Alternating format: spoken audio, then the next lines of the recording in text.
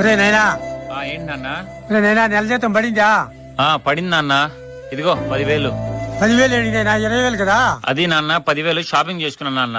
కొత్త బట్టలు కొత్త షూస్ కొనుక్కున్నాను. 10,000కి బట్టలేమరా? డబ్బులు తెలుస్తుంది నీకో.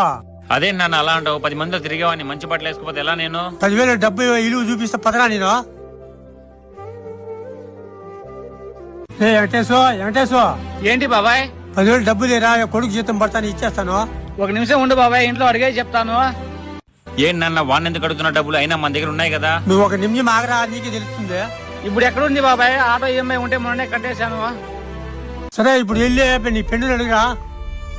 రే మామ 10,000 డబ్బులు ఇలా జీతం పడగానే ఇచ్చేస్తాను. ఇప్పుడు ఎప్పుడే అసలే షాప్ లాస్ లో నడుస్తుంది.